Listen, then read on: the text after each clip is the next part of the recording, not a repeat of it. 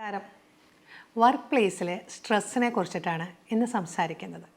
ഇത് നമ്മളോട് ആവശ്യപ്പെട്ടിട്ടുള്ളൊരു ടോപ്പിക്കും കൂടി ആയിരുന്നു. അപ്പോൾ സ്ട്രെസ്സ് നമുക്കറിയാലോ, എല്ലായിടത്തും ഉണ്ടാവും. അപ്പോൾ വർക്ക് ലൈഫിലൊരു സ്ട്രെസ്സുണ്ട്, വർക്ക് പ്ലേസിലെ സ്ട്രെസ്സും ഉണ്ട്. ഇത് രണ്ടും കൂടിയിട്ട് വരുന്നത് എങ്ങനെയാണ്, എന്തുകൊണ്ടാണ് വരുന്നതെന്നതിനെക്കുറിച്ചുള്ള ഒരു കുഞ്ഞു വീഡിയോ ആണ്. അപ്പോൾ നമുക്ക് വീഡിയോയിലേക്ക് പോകാം. അപ്പോൾ എന്താണ് നമുക്ക് വർക്ക് പ്ലേസിൽ സ്ട്രെസ് ഉണ്ടാവുന്നതിൻ്റെ കാരണങ്ങൾ? നമുക്കറിയാലോ, നമ്മളുടെ കാര്യങ്ങൾ നമുക്ക് തുറന്നു പറയാൻ പറ്റിയിട്ടില്ലെങ്കിൽ തന്നെ നമ്മൾ ഭയങ്കരമായിട്ട് ഡിസ്റ്റർബ്ഡ് ആവും. നമ്മുടെ ഉള്ളിലുള്ള ഫീലിങ്സ് എക്സ്പ്രസ് ചെയ്യാൻ പറ്റിയിട്ടില്ലെങ്കിൽ ഒക്കെ ബുദ്ധിമുട്ടാണ്. അപ്പോൾ ഇത് ലേഡീസിൻ്റെ ഒരു ഘട്ടം എടുക്കുകയാണെങ്കിൽ പുരുഷന്മാരുടെ എടുക്കുകയാണെങ്കിലും രണ്ടിൻ്റെയും ലെവലുകൾ തമ്മിൽ വ്യത്യസ്തമായിട്ടാണ് ഉണ്ടാവുക. കാരണം മിക്കവാറും സ്ത്രീകൾക്ക് ഒരു ഫാമിലിയിൽ ഉണ്ടാവുന്ന സമയത്ത് അവരുടെ ഫാമിലി ലൈഫിനെയും കൊണ്ടുപോകണം, ഒപ്പം വർക്ക് പ്ലേസും കൊണ്ടുപോകണം. അപ്പോൾ അവർക്ക് എന്തായി ഡബിൾ സ്ട്രെസ്സാണ് ഉണ്ടാവുക. അതിൻ്റെ ഇടയിൽ ഒരു ഓഫീസിലേക്ക് എത്തുന്ന സമയത്ത് നമുക്കുണ്ടാവുന്ന പ്രശ്നം എന്താണ്? നമ്മൾ ഓഫീസിൽ ആദ്യം ഒരാൾ വർക്ക് ചെയ്യുമ്പോൾ ശരിക്കും നമ്മൾ പറയും അതിനെക്കുറിച്ചിട്ടുള്ള ഒരു ഫെമിലറൈസേഷൻ നടത്തണം എന്ന് പറയും. ആ ഒരു സ്ഥാപനത്തിനെക്കുറിച്ചും എല്ലാറ്റിനെ കുറിച്ചിട്ടും നമ്മളൊരു എന്താണ് ചെയ്യേണ്ട ജോലി എന്നതിനെക്കുറിച്ച് വ്യക്തമായ ഒരു ധാരണ ഉണ്ടാക്കി കൊടുക്കണം എന്ന് പറയും. പലപ്പോഴും പല സ്ഥലങ്ങളിലും ഇത് ചെയ്യാറില്ല, മനസ്സിലായോ? അപ്പോൾ അതുകൊണ്ട് തന്നെ അത് ഓരോ പല കാറ്റഗറീസിലാണ് വരുന്നത്. അപ്പോൾ ഇവിടെ നമ്മളൊരു സ്ഥലത്തേക്ക് വരുന്ന സമയത്ത് നമുക്കൊരു പ്രഷർ വരുന്നുണ്ട് ഇങ്ങനത്തെ.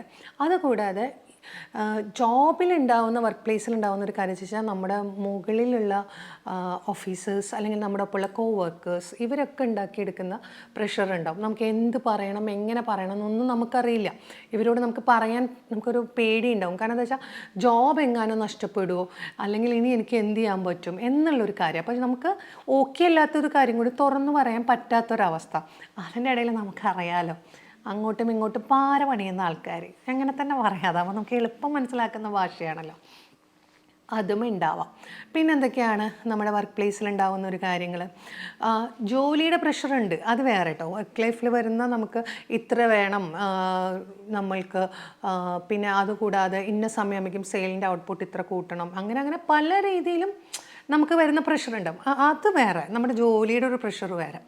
പക്ഷെ ഒരു വർക്ക് ലൈഫിൽ ഉണ്ടാകുന്ന ആ പ്രഷറിനേക്കാളും വർക്ക് പ്ലേസിൽ ഉണ്ടാകുന്ന പ്രഷർ എന്താണെന്ന് വെച്ച് കഴിഞ്ഞാൽ ഏറെക്കുറെ നമ്മളെ സ്വാധീനിക്കുന്നത്, ചില ആൾക്കാർക്ക് പറ്റില്ല എന്ന് പറയാൻ പറ്റില്ല. സ്വന്തം വർക്കിൻ്റെ പ്രഷർ ഉണ്ടാവും. അതും കൂടാതെ ആവും അപ്പുറത്തും ഇപ്പുറത്തുള്ള ആൾക്കാരുടെ വർക്കും കൂടി ഇവരെടുക്കും. അവനവൻ്റെ വർക്ക് അവിടെ ഉണ്ട്, അതിൻ്റെ ഇടയിൽ ഇവരുടെ സ്വഭാവം എന്താ വെച്ചാൽ മറ്റൊരാളൊരു വർക്ക് കൊടുന്നു വന്നു കഴിഞ്ഞാൽ എനിക്ക് വർക്കുണ്ട് പിന്നെ ആവാം, അത് കഴിഞ്ഞിട്ടാവാം എന്ന് പറയാൻ അവർക്ക് പറ്റില്ല. ഞാൻ ചെയ്യാൻ നോക്കാം, ഓക്കെ എന്ന മട്ടിൽ ഇവർ അതും കൂടി ഇങ്ങോട്ട് എടുത്തു വയ്ക്കും. അപ്പോൾ എന്ന് വെച്ചാൽ ഡബിൾ വർക്ക് ലോഡാണ് വരുന്നത്. ഇതിന് ഇവർക്ക് പ്രത്യേകിച്ച് പൈസ ഒന്നും കിട്ടുന്നില്ല, കാരണം അവരുടെ അക്കൗണ്ടിലേക്കാണ് ആ പൈസ പോകുന്നത്, ഇവർക്കല്ല. പക്ഷേ ഇവർക്ക് ഈ നോ പറയാൻ പറ്റാത്തതുകൊണ്ടുണ്ടാകുന്ന ബുദ്ധിമുട്ട്. പിന്നെ ഇങ്ങനെയുള്ള ആൾക്കാരെന്താണ്, കുറച്ചുകൂടി വൾനറബിൾ ആയതുകൊണ്ട് തന്നെ ഇവർക്ക് പിന്നെയും ഇങ്ങനെ വർക്ക് ലോഡ് കൊടുത്തുകൊണ്ടിരിക്കും. എന്താ ഞാനിപ്പോൾ കുപ്പിന്ന് വന്ന ഭൂതാണോ എന്ന് നമ്മൾ തമാശയ്ക്ക് പറയെങ്കിലും ഇവരെ ഏകദേശം ട്രീറ്റ് ചെയ്യുക അങ്ങനെ തന്നെയാണ്. ഒന്ന് കഴിയുമ്പോഴേക്കും ഒന്ന്. അപ്പോൾ അതുകൂടാതെ വീട്ടിൽ നിന്നുണ്ടാവുന്ന പ്രഷർ ഉണ്ടാവും പലതും. അപ്പോൾ എന്താവും, ലീവ് എടുക്കുകയും ഒന്നും ചെയ്യാൻ പറ്റാതെ ഭയങ്കര ഒരു ഓവർലോഡ് ഉണ്ടാവും. അത് വർക്ക് ലൈഫിലേക്ക് വരുന്നു. അപ്പോൾ പ്ലേസിലുണ്ടാകുന്ന കാര്യങ്ങൾ അധികം നമ്മുടെ ചുറ്റുമുള്ള ആളുകൾ, ആ ഒരു സറൗണ്ടിങ്സ് ആൻഡ് ദ പേഴ്സൺസ് ആരൊക്കെയാണോ അതിലുണ്ടാവുന്ന ആൾക്കാർ, ആൻഡ് അതർ തിങ് നമ്മളുടെ മാനേജേഴ്സ്, നമ്മളുടെ പറയില്ലേ അതോറിറ്റി ലെവലിൽ നമ്മൾ എടുക്കുമ്പോൾ ഇപ്പോൾ ഓരോരുത്തരും ഓരോ പ്രഷറൈസ് ചെയ്ത് നമുക്ക് തരുന്നുണ്ടാവും. അതിൻ്റെ ഇടയിൽ നേരെ നമ്മൾ പറയില്ലേ റിവാർഡ് അപ്രീഷിയേറ്റ് ചെയ്യുക, അങ്ങനത്തെ കാര്യങ്ങൾ ചിലയിടത്ത് ഭയങ്കര കുറവായിരിക്കും. അപ്പോൾ അവിടെ കുറവായിക്കോട്ടെ, നമ്മൾ സ്വയം നമ്മളെ അപ്രീഷിയേറ്റ് ചെയ്യാറുണ്ടോ എന്നുള്ളതും കൂടി നമ്മൾ ചെക്ക് ചെയ്യണം. അതായത് മറ്റൊരാളിൽ നിന്ന് നമുക്ക് കിട്ടുമെന്നുള്ളതിനേക്കാൾ കൂടുതൽ നമ്മൾ സ്വയം നമ്മളെക്കുറിച്ച് ഐ ഡിഡ് ഇറ്റ്, ഞാനിന്ന് ചെയ്തു കൊടുത്തു, എനിക്ക് സാധിച്ചു എന്ന രീതിയിൽ നമ്മളെ തന്നെ അപ്രീഷിയേറ്റ് ചെയ്തു കൊടുക്കേണ്ടത് വളരെ അത്യാവശ്യമാണ് നമ്മുടെ സ്ട്രെസ്സിൽ. പിന്നെ മറ്റുള്ള ആളുകൾ പറഞ്ഞുണ്ടാക്കുന്ന കാര്യങ്ങൾ, ഇങ്ങനത്തെ കാര്യങ്ങൾ എപ്പോഴും നമ്മൾ ഒരു ബൗണ്ടറി ലൈൻ നമ്മൾ സൂക്ഷിക്കാൻ പഠിക്കണം. നമ്മളെല്ലാവരുടെ അടുത്തും നമുക്ക് നന്നായി പെരുമാറാം, നമ്മൾ ശ്രദ്ധിക്കണം. നമ്മൾ വന്ന് കയറുമ്പോൾ തന്നെ ആളുകൾ നമ്മളോട് സംസാരിക്കുന്ന രീതിയിൽ കംപ്ലീറ്റ് നമ്മൾ ഇവർ ഭയങ്കര ട്രസ്റ്റ് വർത്തിയാന്ന് വിചാരിച്ചിട്ട് കാര്യമില്ല. അവിടെ നമ്മൾ ചെയ്യേണ്ട കാര്യം, നമ്മൾ ചെയ്യുന്ന വർക്കിനെ കുറിച്ചും അതിനെക്കുറിച്ചിട്ടും കറക്റ്റ് ഒരു നോളേജ് ഉണ്ടാവുക. അത് നമ്മളുടെ ബോസ് ആരാച്ചാൽ അവരുടെ അടുത്ത് നിന്ന് അത് നമ്മൾ കറക്റ്റ് അതിൻ്റെ ഇൻസ്ട്രക്ഷൻസ് എടുത്ത് വയ്ക്കുക. അതിൽ നമുക്ക് എന്തെങ്കിലും ഡൗട്ട്സോ കാര്യങ്ങളോ ഉണ്ടെങ്കിൽ പ്ലീസ് കറക്റ്റ് അവരുടെ അടുത്ത് പോയിട്ട് നമ്മൾ ചോദിക്കുക. അതിനൊരു മടിയും കാണിക്കണ്ട. നമുക്ക് എല്ലാ കാര്യങ്ങളും നമുക്ക് അറിയണമെന്നില്ല. നമ്മളൊരു സംശയം ഉണ്ടെങ്കിൽ ചോദിക്കുമ്പോൾ ആ സംശയത്തിനുള്ള ആൻസർ അവർ നമുക്ക് തരേണ്ടത് അവരുടെ ഉത്തരവാദിത്തമാണ്, ആ റെസ്പോൺസിബിലിറ്റി ആണ് അവരുടെ. അപ്പോൾ അത് നമ്മൾ ചെയ്യേണ്ടത് അത്യാവശ്യമാണ്. പിന്നെ നമ്മൾക്കറിയാലോ, നിയമങ്ങളുണ്ട് ജോലി ചെയ്യുന്ന ആൾക്കാർക്കും വർക്കേഴ്സിനൊക്കെ.